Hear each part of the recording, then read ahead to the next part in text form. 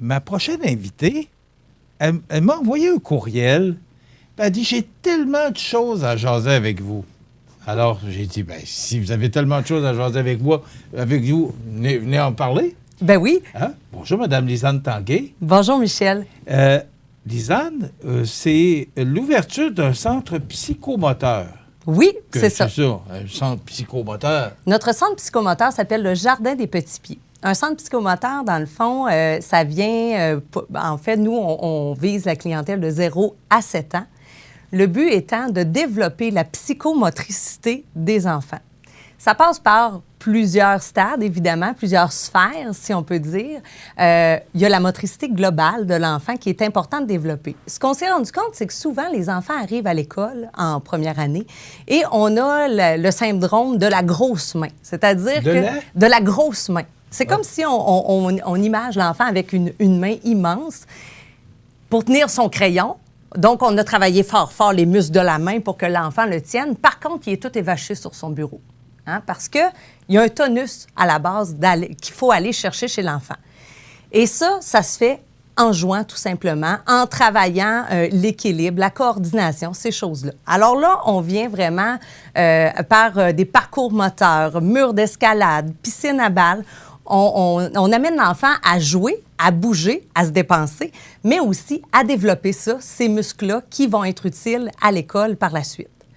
On a ensuite la motricité fine, où là, on parle justement de la tenue du crayon, mais on va y aller plus dans un deuxième temps. Vraiment, le premier temps, là, on parle de développer là, la motricité globale. Donc, après ça, on a la motricité fine, les ciseaux, aller placer des petites billes dans des cases, vraiment où on va aller toucher là, de façon précise des objets. Et après ça, on va parler aussi du développement langagier, l'importance de nommer les choses et d'avoir accès finalement à comment je dirais ça, un grand lexique, là. Parce que des fois, les enfants, on répète toujours les mêmes choses avec eux, mais c'est important de nommer ce qui est autour d'eux pour que l'enfant l'enregistre puis qu'après ça, il soit capable de le dire. Et dans un centre psychomoteur, ce qu'on fait, c'est qu'on apprend aux parents que c'est bien simple de travailler tout ça. Moi, parce que là, j'écoute, moi, puis il me semble que je n'ai pas passé par là. Moi, je ne suis pas allé dans un centre psychomoteur. Non! Ben non, mais... Vous viviez dans une autre société, en fait. Oui. Avant, là, on l'entend souvent, là, les enfants, ils jouaient dehors. Bien, les enfants, quand ils jouaient dehors, ils la développaient. Ce côté-là de motricité globale-là était développé naturellement. Aujourd'hui, les enfants sont beaucoup plus axés sur les jeux vidéo. Et, est-ce que les jeunes, eux autres, sont moins développés? Non, ils ne sont pas moins développés. Parce qu'ils sont plus jeux vidéo que nous qui jouaient dehors? Non, mais il y a comme une marge entre les développements, en fait. C'est qu'on note certains retards. Probablement qu'à votre époque, au niveau de la motricité globale, vous étiez très, très, très, très fort.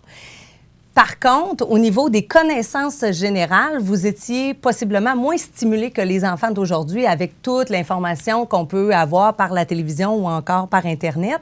Donc, à ce niveau-là, puis ça, on l'entend des fois des gens, si je prends là, la génération avant moi, qui va dire nous autres, on était niaiseux, on savait pas ça.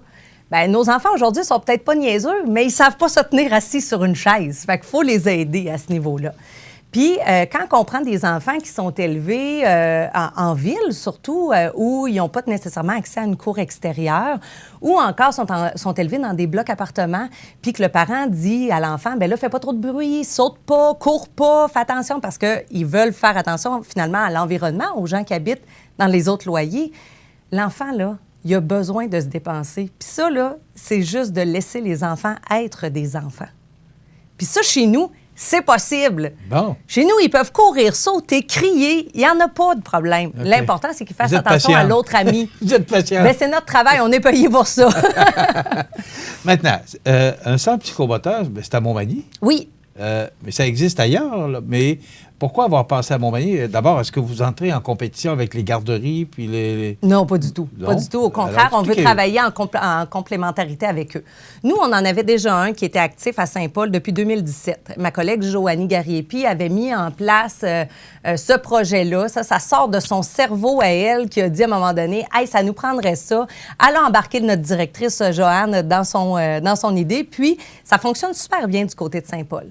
Et là, moi, j'anime des ateliers pour les enfants ici à Montmagny depuis 2017, en 0-5 ans. Puis, le besoin revenait à chaque fois. Les mamans me disaient, nous, on n'a pas de place à Montmagny, il n'y a pas d'endroit. Moi, je les envoyais du côté de la coopérative Saute-Mouton à Saint-Jean-Port-Joli. Par contre, la coopérative n'est pas ouverte la semaine. Bien, elle est ouverte le vendredi, je crois, mais le besoin, il se faisait ressentir surtout en semaine. Et à un moment donné, au groupe de l'automne dernier, j'avais 4 mamans, Amélie, Cindy, Léonie et Mélanie, mon club des I, qui m'ont dit « Lisanne, ça marche pas. Écoute, il y a juste au McDo qu'on peut sortir avec nos enfants. Puis encore là, des fois, on a l'impression qu'on dérange. » Parce que des enfants, c'est des enfants. Et vous l'avez dit? Ça doit bouger. Il faut que ça bouge. C'est ça. Fait que on ne demandera pas aux gens de Montmagny d'être ultra tolérants envers les enfants d'un restaurant. C'est quoi qu'on peut leur demander de s'ouvrir à ces enfants-là. Je pense qu'automatiquement, les gens sont tolérants. Mais je pense que c'est beaucoup le bagage des mamans, ça. Les mamans, on voudrait donc que nos enfants ne dérangent pas, puis soient parfaits, puis s'assoient sur une chaise, puis restent assis. C'est pas ça, être un enfant.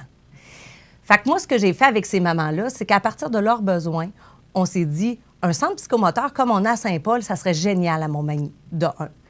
L'autre volet qu'on a dans ce centre psychomoteur-là, c'est le volet café pour les mamans. Venez-vous-en, on a une petite cuisine, on fait du café, on va jaser entre mamans. C'est quoi la normalité? Se sentir folle, ça fait-tu partie du processus? Oui, ça en fait partie, c'est pas grave. Il y a des journées qu'on se lève, puis moi, je les appelle mes journées caca. Bien, ils commencent comme ça, puis ils finissent comme ça. C'est pas grave, demain, ça va être une autre journée, puis ça va aller mieux. Mais des fois, d'être juste en présence de d'autres mamans, puis de pouvoir jaser ensemble, ça peut aider à diminuer ce stress-là, puis cette solitude-là, finalement, qu'on vit là, au quotidien à la maison. Donc, puis quand vous disiez... C'est thérapeutique pour la maman. Oui. Et c'est psychomoteur pour l'enfant. Et on y va avec le développement pour l'enfant. Puis on donne des petits trucs aux mamans, comment... Puis je dis aux mamans, là, mais c'est aux papas aussi, là, c'est ouvert aussi aux pères. Mais on leur donne des trucs à eux aussi là, sur comment on peut travailler certains aspects du développement chez l'enfant sans que ça soit bien compliqué puis qu'on ait à acheter plein de choses. Et tout ce qu'il y a au centre psychomoteur, le parent peut partir avec à la maison. C'est un peu un principe de joujoutech. Pour 1 $, il va l'avoir pour 1 mois. Okay. Fait qu'au lieu d'acheter 50 bébelles qui ne servent pas longtemps parce que les enfants se lassent assez vite de leurs jouets, bien, il y a moyen d'avoir un certain roulement. Puis nous, on est ouvert aux dons aussi. Si jamais il y a des parents qui ont des jouets pleins de sous-sol puis ils ne savent plus quoi faire avec, bien, le centre accueille toujours de nouveaux jouets pour pouvoir mettre à la disposition des autres enfants.